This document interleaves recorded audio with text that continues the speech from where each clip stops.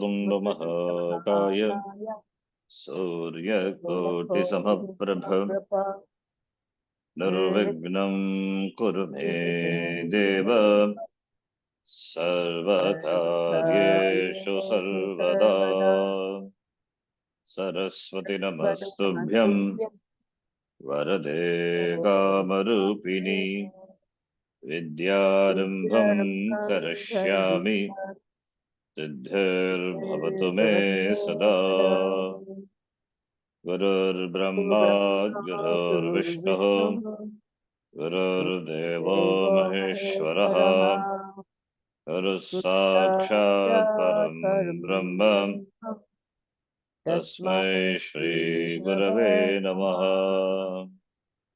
ॐ सहना भवतु सहनौ भुनक्तु सह वीर्यं करवावहै तेजस्विनावधीतमस्तु मा विद्विषावहै।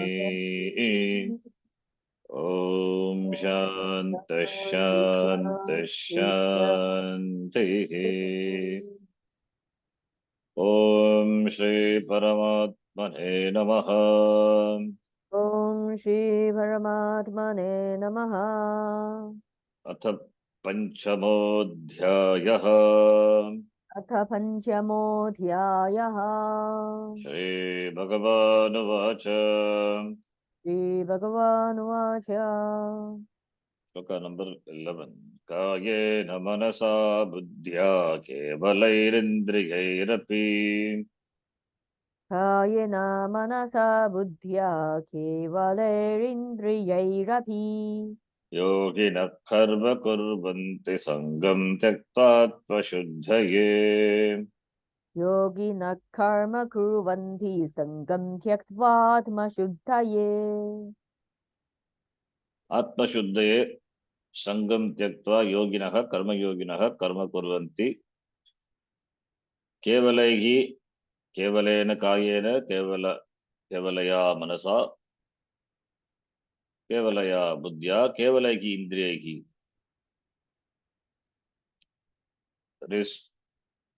They do karma. The kevala, the word should be added to all the words. Purely by the shariram, purely by the mind, purely by the buddhi, purely by the indriya. For what purpose? Atma shuddhaye.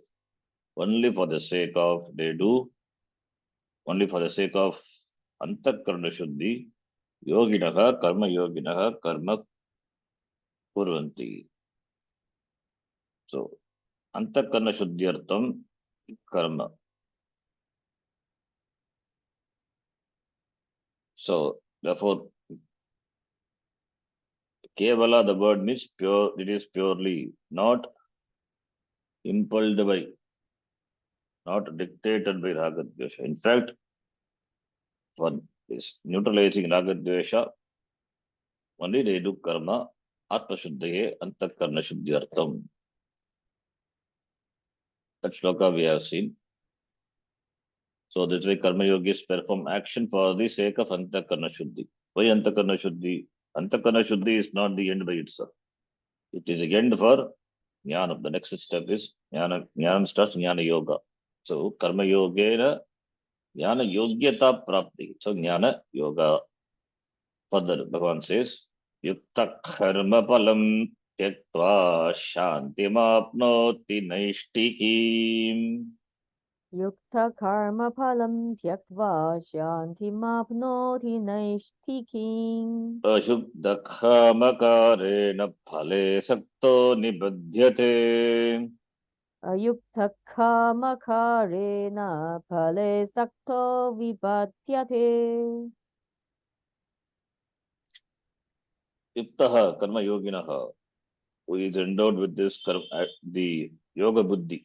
Therefore yuktaha. Ayuktaha means yoga buddhi not there. Karma yoga buddhi not there. So yuktaha na yuktaha yuktaha. And yuktaha apnoti. They gain. What do they gain? Shantim. They gain shanti. What shanti? Naishtikim shanti. Because of the nishta, naishtiki, the word is derived from the word nishta. Nishta, nitaram sthitihi, commitment. Because of the commitment to yoga, they gain the shanti. The shanti which is born of, which is due to naishtiki, nishta, commitment. They gain. Karma palam tyaktva. Karma palam tyaktva, because yoga buddhi is Ishvara buddhi and Ishvara prasada buddhi. That's why karma palam tyaktva. Otherwise, how do you give up karma palam? There is no way of giving up karma palam. Karma palam tyaktva is accepting whatever Ishvara gives. Ma karma pala hetur bhuhu. That is karma palam tyaktva. They have the awareness of Ishvara. So, over karma pala, we don't have any say. So, whatever Bhagavan gives, that is, whatever comes as a result, that is accepted as Ishvara prasada. As it is given by Bhagavan. That attitude. Therefore, karma palam tyaktva, shantim, naishtikim shantim, the shanti which is born of this style of karma yoga is the gain. Whereas ayuktaha, those who are not karma yogi, those who are not endowed with this yoga buddhi, therefore ayuktaha nibadyate, they are bound. Ayuktaha is bound. Pale, they are bound to the result. Saktaha, kamakari, because of the kama. Kamakari, due to kama, they are bound. So they remain bound. So the same karma being same, done by the karma yogi, they get shanti. Done by the ayuktaha, they are bound, ashanti. The one who is endowed with karma yoga, the giving up the result of action. The giving up the result of action means that you have to note. Giving up means what is giving up? How do you give up the karma pala? It is only by it is acceptance. Acceptance of the karma pala is giving up the result of karma action. Not that giving up means you cannot just give up something. It is accepting whatever comes as Ishvara Prasada. So endowed with karma yoga, giving up the result of action gains a composure born of a commitment to life of karma yoga. Whereas the one who is not committed to a life of karma yoga, yuktaha, led by desire, kama karena, nibadyate is bound. Why? Because pale saktaha is attached to the result. Pala sakti. In this shloka, Bhagavan Krishna explains the meaning of the purification of mind. Previous shloka, yogina karma kurvante sangam tyaktva atmashuddhaye, it is said atmashuddhaye. What is atmashuddhaye? What do you gain by atmashuddhi? Shantim, the shanti, that relative peace, contentment, happiness, adequacy is required for jnana yoga. It's required for shravana. So therefore, that is the meaning of purification of mind. Such a mind is what is implied by the word shantihi, meaning composure. To the extent one has a pure mind, to that extent would be his or her degree of composure. The shanti is gained because of a certain freedom from ragadvesha. They are free from ragadvesha, free from the pressures of ragadvesha. Otherwise, ragadvesha pull the person in all directions. Being pulled by ragadvesha, the person is shattered. Now, he is free from ragadvesha. That is gained by living a life of karma yoga. So karma yogena chitta shuddhihi. Chitta shuddhi means this shantihi. Shanti means this freedom from ragadvesha. Then prasada buddhi. Prasada buddhi is an attitude wherein there's a glad acceptance of whatever comes. So giving up action means glad acceptance. Because we cannot command results of action. We have choice only in doing, not to the results. Whatever comes now and whatever has happened before are taken gladly, cheerfully, acceptance, no complaints. If you complain, it means you are bound. Not a karma yogi, ayuktaha.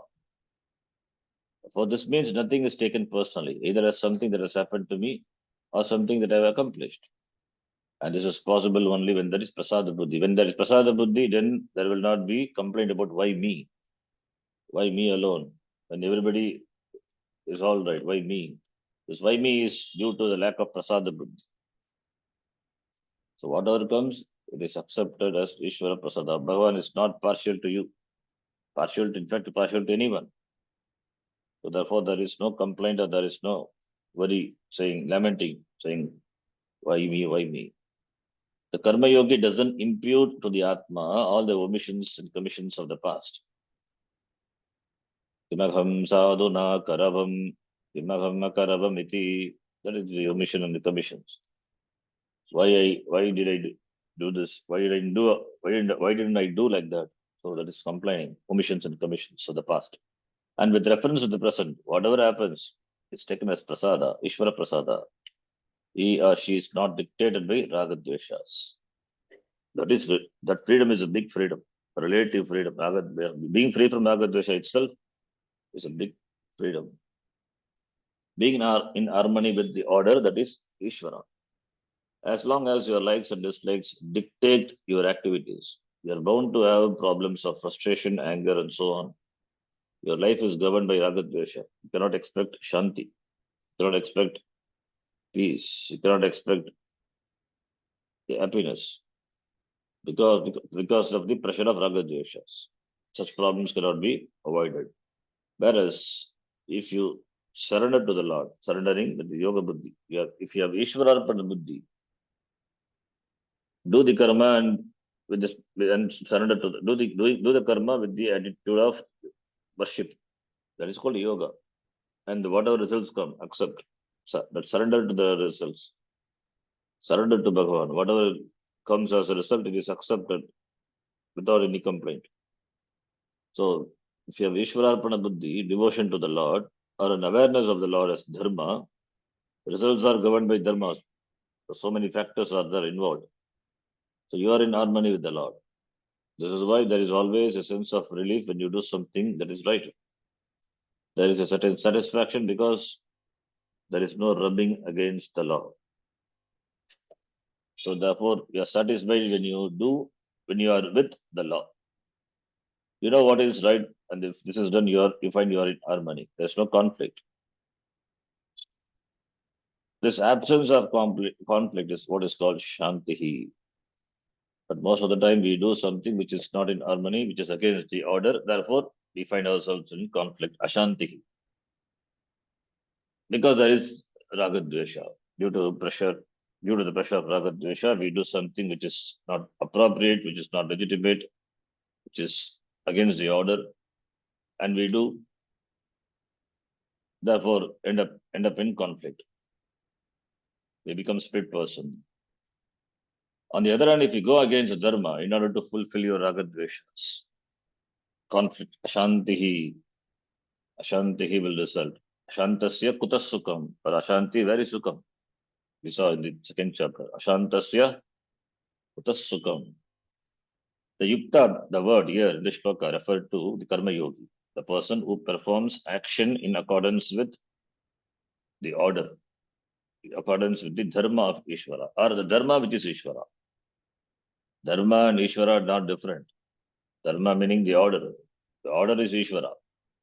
Ishvara manifests in the form of the order. Therefore, he follows the order. He follows the dharma. Therefore, dharmikavan. So every karma yogi will be a dharmikavan. But not every dharmika is a karma yogi. It's very important. Right? Every ethical person need not be a karma yogi, but every karma yogi should be an ethical person. We saw how if dharma is taken as a mandate of Ishvara, there is a master-servant relationship. Actually, that's Bhava is there. Ishvara is the master, and I am the servant. Bhrityaha. So Nata Bhritya Sambandha, wherein you become the servant and Lord is the master. You have Bhritya Bhava, Dasa Bhava. Ishvara is the master, is the Lord, and you are the Dasa servant. Then you simply do what you have to do. The servant doesn't question the master. As he is asked to do, he does as the master wants. The master is pleased. Therefore, he will give him bonus. So Ishvara will be pleased. Similarly, if you do what is to be done, Ishvara will be pleased and you will be blessed with Shanti, naturally. then you simply do what you have to do and what is expected of you, given the situation in which you are placed. In this way, there is a certain conformity to the natural order, Ishvara's order, which gives you Shanti. And if you look upon Dharma as Ishvara, which is how Dharma is presented in the Gita, then you become a contributor. You become a contributor, you become a part of the cycle. You a contributor for the perpetuation of the cycle. The cycle continues, this cosmic cycle. We saw Annad Bhavanti Bhutani, Parjanya Dhanna Sambhaha, that cycle. You become a contributor.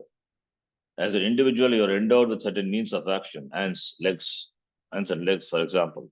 And with this, you participate. You are not a mere witness, you are an active participant in the creation, which itself is Ishvara's order. In keeping with the order, there is a huge offering, yajna going on, and you contribute to it through active participation. This is the huge yajna. Anna davanti bhutani parjanya dhanna sambhavaha. Yajna davanti parjanyaha yajna karma samuddhavaha karma brahmodhavam vidhi brahma akshara samuddhavam tasmat sarvagatam brahma yam yajna pratishtitam yevam pravartitam chakram. We saw this chakra. The one who doesn't contribute to this chakra is Agayugu, he is Indriya Ramaha, his life is waste. Iti Bhagavan said in the third chapter. So therefore, if you conform to that huge order which is functioning, you are offering what you can by doing what should be done by you. So that you become a contributor, you contribute to it through active participation. This active participation is nothing but doing what is to be done by you when it is to be done. Not doing any time you like. When it is to be done, what should be done appropriately as it should be. If something is to be done by me right now, and I do it for Ishvara, not just for fulfilling my ragadveshas. I enjoy a certain attitude which gives me composure. I give up the results of my action. The sense there is no reaction on my part. That is what giving up the results. Acceptance. Whatever may be the result, I simply accept the karma pala as the prasada. Whatever happens is acceptable to me. This is surrender. The karma yogi surrenders to the Lord. Since the action is not done for the fulfillment of one's ragadveshas, therefore there is no attachment to the results, other actions and the results. Therefore, na nibadhyate, shantim apnoti, naishtikim shantim. The karma yogi doesn't desire that a given thing should happen or that other thing should not happen. So there is no raga, there is no dvesha. Ishtavisheshu raga, anishtavisheshu dveshaha, nasti. Therefore, the person doesn't impose this kind of pressure on himself or herself. This pressure is something that you can happily be without, since it is always possible that what you wish should happen may not happen, and what you don't want to happen can certainly happen. The only way to deal with such happenings is to have the attitude that whatever happens is acceptable. Accepting, not resisting. The resistance causes friction, resistance causes conflict, resistance causes ashanti. So therefore, accepting. So one has to become a matured person to accept whatever comes. And whatever comes is should look upon as Ishvara Prasada. So one has to grow to be the acceptor of whatever happens. Otherwise, you will always have to cope up with a sense of failure. Then why me? Why me? The complaint will come. Why me?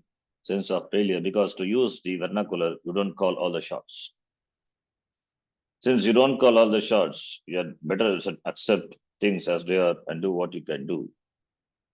This is a fact. You don't call all the shots because the results depend on so many factors, unknown factors and unknown factors.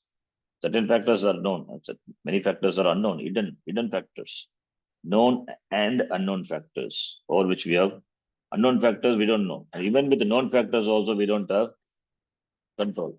That's why we don't call all the shots. If something happens as we like, then it is Ishvara Anugraha. We don't just take the credit.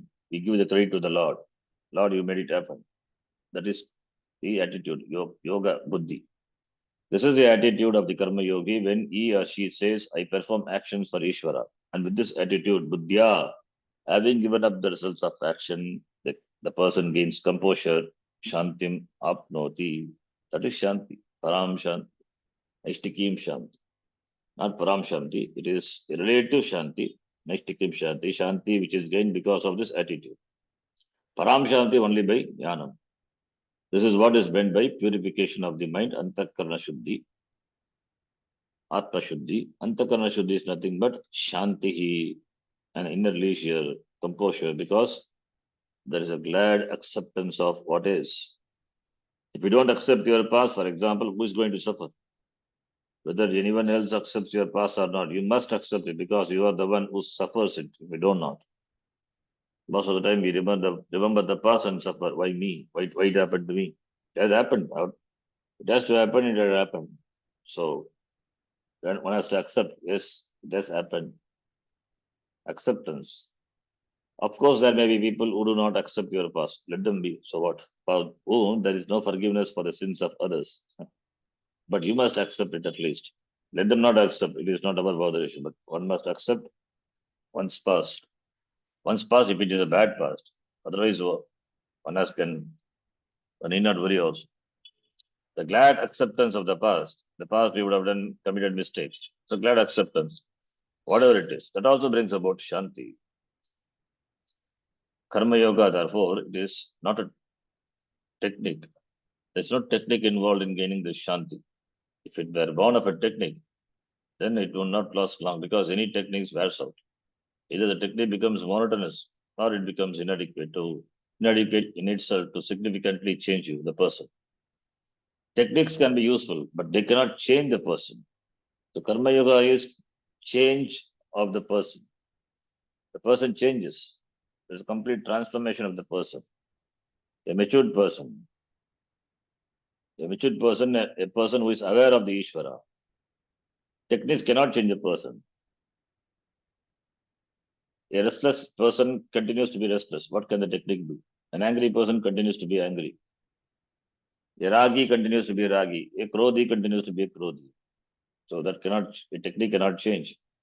And just as a technique will not give you the kind of Shanti being discussed in this shloka, so too situations cannot give it to you. This is because the situation itself changes or it eventually becomes monotonous. In either case, the Shanti is lost. For example, when you go to a beautiful beach, you become happy, a state of mind that is also Shanti. But this happiness depends entirely upon the situation. How long you will be able to enjoy the sand and so unless, of course, you are a beach bum. Even a beach bum cannot be happy when there is no surf. That is why life sometimes becomes monotonous. So whatever happens here is similar to the principle of diminishing utility in the economics of Adam Smith. When you are hungry, food is very valuable. But when you are not hungry, it is no more as valuable. As the utility of food diminishes, so does your value for it. Even situational Shanti is governed the same way. That's why we don't value the Shanti when really we have. When we don't have any problems, then we don't recognize the absence of problems. We think we feel restless, nothing to handle. Our mind doesn't know what to do because there's no problem to solve, but we're not able to discover the peace, the time. So we put ourselves with the problem. Only when we come out of the problem, we feel the Shanti. But Shanti, when the continuous Shanti is that sometimes it becomes monotonous. Not that this because one is not able to appreciate the Shanti. And the Shanti also should be born of this ending of the Ragadvesha. So therefore, Karma Yoga is not a technique. Like pranayama, for instance. Pranayama can give you certain Shanti. It's a technique. Yes, pranayama, by regulating the breath, the mind is controlled. The mind is made steady, composed. Therefore, since there is a connection between the breath and the mind. So therefore, mind control can be through breath control. That is a technique. What is the technique here in Karma Yoga? Pranayama can give you a certain Shanti, which can be utilized to understand yourself and your mind. That is a useful discipline, but it cannot give the Shanti being discussed here. Here, Shanti, what we discuss is Shanti required for the next step, Jnana. And you cannot do pranayama all the time. Okay. Therefore, unless unlike a technique or discipline, Karma Yoga is not a particular action, it's attitude. So karma meaning action, therefore yoga. Yoga means buddhi. So karma yoga buddhi. It's a buddhi yoga, otherwise called. Because of karma, one may think it is action. It is not action, it is attitude. Buddhi yoga. Another name for karma yoga, somewhere it is discussed in the Gita, it's a buddhi yoga. I think in the 11th chapter, Bhagavan Krishna calls this yoga by buddhi yoga. Buddhi yoga to imam shunu. Even in the, I think, the second chapter, 39th shloka, Bhagavan says, after presenting Sankhya, then he says, Etate Bhita Sankhya. Now, Buddhir Yogi to Imam Shunu. No, that is Buddhi Yoga, there it is different meaning. Imam Yogi. Okay, Buddhi Yoga is another name for Karma Yoga. It is at the 11th chapter it is given. Anyway, so therefore, Karma Yoga is not a particular action, it is an attitude. There is no particular situation in which you follow Karma Yoga. Karma Yoga is your life. That is why there is no holiday in spiritual life. And as a karma yogi, you are a devotee, whose devotion is not spasmodic. It is always not spasmodic. It's not something that comes every now and then and goes away. A person who has Ishvara Pranabuddhi is one who is abidingly devoted to Ishvara, takes things as they come. There is no holiday, there is no rest, or this is the attitude. The person with the attitude, he leads his life. When such a person performs action, he or she conforms to dharma. This awareness of Ishvara is what brings about the change in the person. Now the Shanti, Naishtikam Shanti is what is gained through Karma Yoga is relative Shanti. So that Swarupa Shanti, Param Shanti is gained. Naishtikam Shanti, a composure, Shanti bhavana of a commitment. Nishta can be understood either as a relative composure or absolute composure, depending on the interpretation of the word Nishta. Nishta can be Yoga Nishta, commitment to the life of Karma Yoga, or it can be Jnana Nishta, abidance in the knowledge. As we saw before, Yoga Nishta, Karma Nishta. The Shanti bhavana of Yoga Nishta will be a relative Shanti. And that relative Shanti is only talked about relative. Antakarna is made pure relatively because Antakarna can never be pure. And even if it is made pure, it will become impure. That is how it is. It is an instrument. Meaning here, the Shanti, which is the relative Shanti, which is gained through Yoga Nishta, meaning that there is a certain degree of composure, which helps you gain the knowledge. Because of the purity of the Antakaranam, characterized by a relative degree of Shanti, the person gains Jnana Nishta, as a result of which the person gains Param Shantim Adhigachati. That is Parashanti, absolute peace. That is Swarupa Shanti. Thus, there is an order here. Yoga Nishta Shanti followed by Jnana Nishta Shanti. Jnana Yoga followed by Karma Yoga. Shankaracharya explains this order in his commentary of the shloka. First, there is a Shanti gained by Antakarna Shuddhi. It is called Sattva Shuddhi. Sattva being another word for Antakaranam. Because the mind is made of Sattva Guna, therefore it is called, therefore Sattva stands for mind, Antakaranam. Atma is also another word for Antakaranam, Atma Shuddhi. That is what the word used in the previous shloka. Therefore, when one has a Sattva Shuddhi, Antakarana Shuddhi, as a result of which self-knowledge is gained, there is Atma Jnana Prapti. When knowledge is gained, there is Sarva Karma Sannyasa. Here, all the actions are dropped. This is real giving up of action, renunciation of all karma. There is no deliberation. Karma is dropped because karta is gone. Kartrata abhavat, karma also, karma goes away. Renunciation of all karma. Atma being free from the sense of doership. The person knows, I perform no action. This renunciation of action is, by knowledge, is in fact called Jnana Nishta. The person who has this knowledge of the Atma, he enjoys the Shanti, that is Swarupa Shanti. The Shanti which is absolute, which is complete, total. There being two Nishtas, both are pointed out here as a basis for Shanti. The Shanti born out of knowledge, Swarupa Shanti, Shanti born out of Karma Yoga, which is relative Shanti. Aishtiki Shanti, Shanti, Aishtiki Shanti.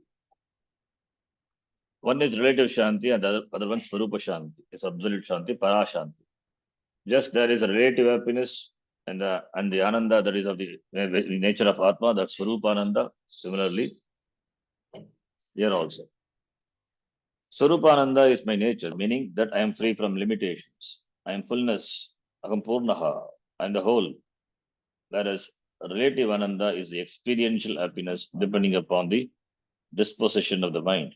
There we have gradations, Moda, Pramoda, we have gradations. Whereas there is no gradation in Swarupananda because it is you, yourself. Antakarna Shuddhi results in relative Shanti, whereas knowledge and Jnanam gives the Swarupa Shanti, discovery of Swarupa Shanti, the Shanti that is your nature. Between gaining the relative Shanti that comes from a life of Karma Yoga and gaining the Shanti that is the Swarupa of oneself, 7 stages mentioned in Shloka 7 of this chapter have already been covered. They are Vishuddhatma, Vijitatma, so on. Vishuddhatma, Vijitatma, Sarvabhutatma, Bhutatma, etc. Yoga Yukto, Vishuddhatma, Vijitatma, Jitendriya, Sarvabhutatma, Bhutatma, Gurvannapi Nalipyate. So that is, sorry, several stages, not 7 stages. Several stages mentioned in this shloka 7 of this chapter have already been discussed. So Vishuddhatma, Vijitatma, Jitendriya, Sarvabhutatma, Bhutatma, finally. That the Sarvabhutatma, Bhutatma referring to the wise person, Jnani, who knows the self as a self in all beings. That Aham Atma, I am the Atma in all beings. It's called Sarvatma Bhava. In fact, that is what in Rudram it's done. I'm doing Namaskara to all the things, all the beings, everything, because everything is Ishvara. That is why Namaha Namaha to everything. Then this knowledge has to take place to convert the relative Shanti to Swarupa Shanti, absolute Shanti.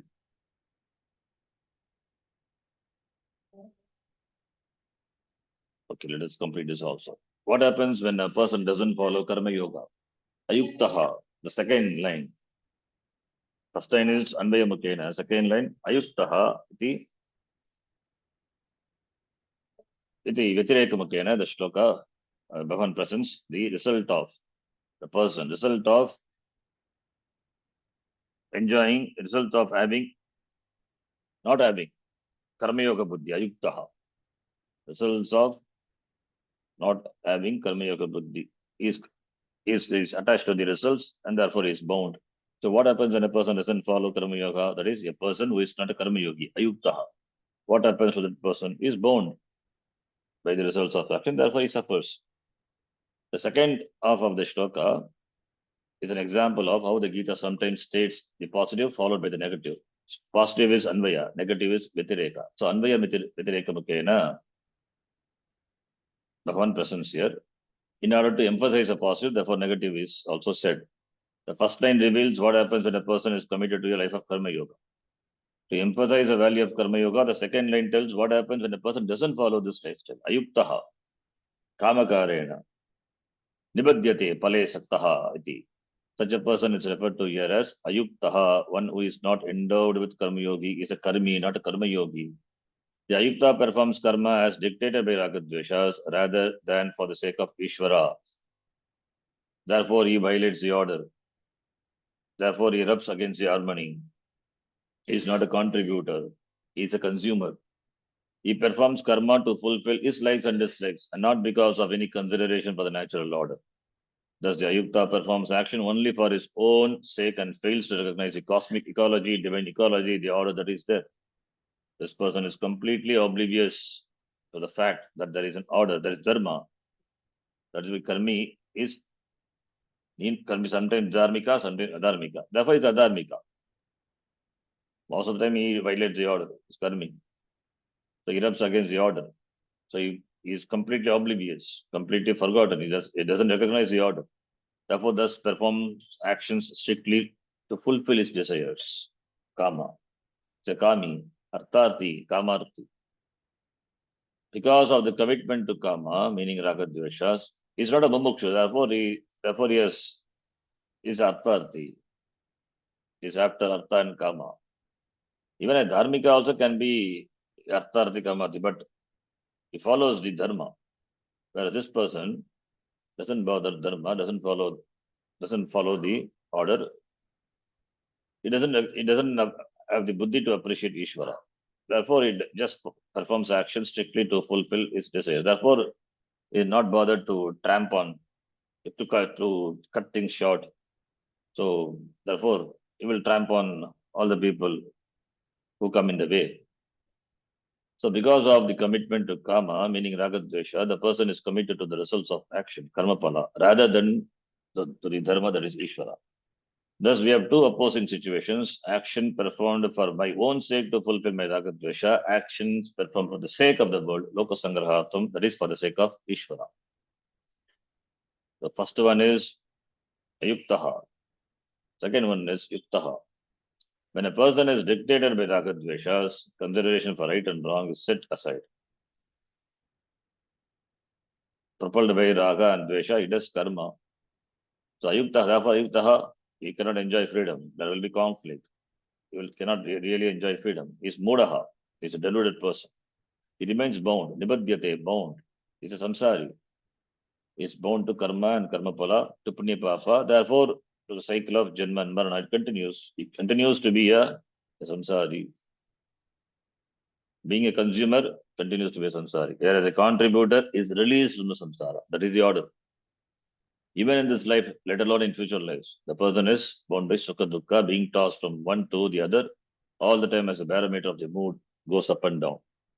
Today the person is up and tomorrow is down. Deflation and inflation are always there. Why? Because the ego is so huge, so obese, that it inflates and deflates constantly. Therefore, Bhagavan says to Arjuna here, may you become a karma yogi. Once you become a karma yogi, you will gain the shanti that will give you, that will lead you to Jnana Nishtha iti. Then Jnana Nishtha is talked about in the next shloka. We will see tomorrow. Om Purnamadah Purnamidam Purnat Purnamudachyate Purnasya Purnamadhaya Purnameva Vashishyate. Om Shanti Shanti Shanti. Hari Om Shri Gurubhyo Namaha. Hari Om Dhanyavadaha.